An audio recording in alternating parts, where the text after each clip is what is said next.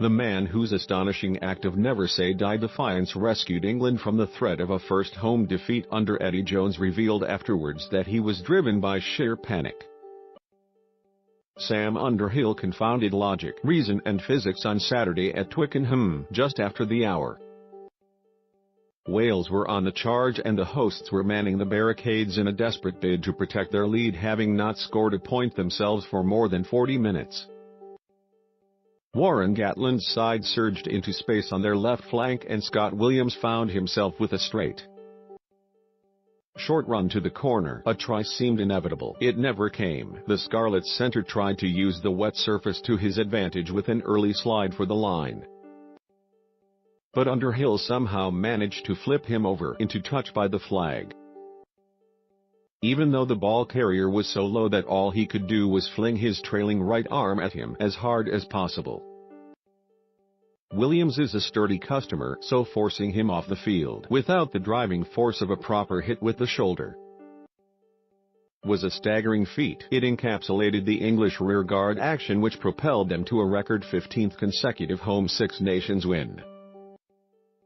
They had to hang on, but hang on they did. Underhill came on at halftime as a replacement for the injured Sam Simmonds.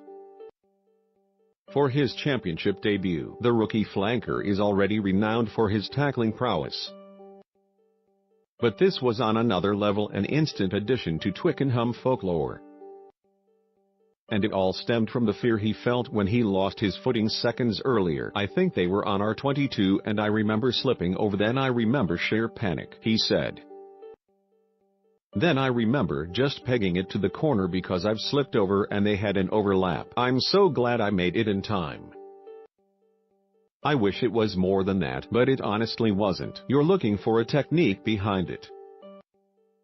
But it's a rare occurrence and it's the same as most tackles, it's just your intent to get there. Your attitude and what you do before that, I guess, is important." Underhill's own modesty was offset by the awe of his teammates. They were in no doubt about the magnitude of the tackle that kept England's title challenge on track. On a wet and wild day which saw Wales push them to the brink, that tackle by Sam Underhill was unbelievable, "one of the best you'll see," said Owen Farrell. Williams dived early but it was slippy, so he might have got there, but it was a proper contact by Sam. Normally people get there and try to get them into touch. He got in close, flipped him over and didn't even give him the chance to place the ball. "He's a tackling machine." Farrell delivered a crucial hit of his own soon afterwards to stop the rampaging Aaron Shingler in his tracks and force a knock-on, leading to a fist-pumping celebration. And at the end, when it had become a one-score game, England collectively held the line to deny Wales the platform to go for glory. A final quarter tactical shift to stop contesting breakdowns proved effective. Gareth Anscombe's switch to fly half ignited Wales' second-half revival and Shingler galloped around Twickenham like he owned the place.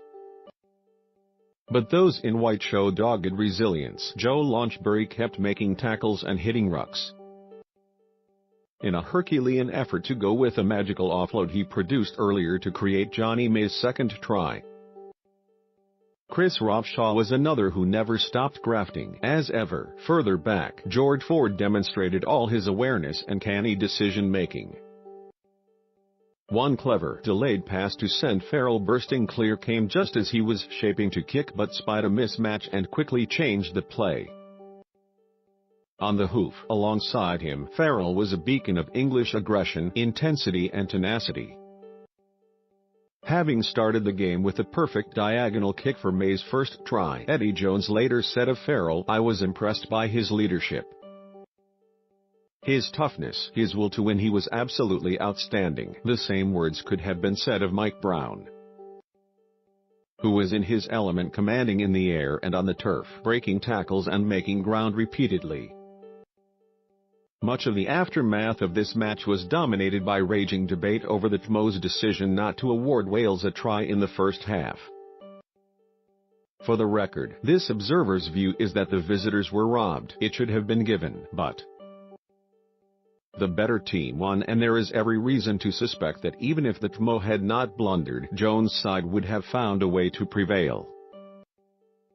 That is the handy habit they have established. Next up for England is a Calcutta Cup showdown with Scotland at Murrayfield on February 24. There is much to work on after a scoreless last hour against Wales, which left them in a fight to the finish, never part of the master plan. But they will head north of the border as favourites, while Gatland and his men could take comfort from their second-half surge and the emergence of depth across the board. Jones was satisfied by the varied victories his team have secured so far. "We're 2 from 2, said the Australian. "We won with a bonus point in Rome, and the other game was an arm wrestle that we managed to win. So we've had the experience of a loose game and a tight game. It was certainly tight on Saturday, but the sweet chariot rumbles on. Thanks to Underhill and his panic-stricken intervention.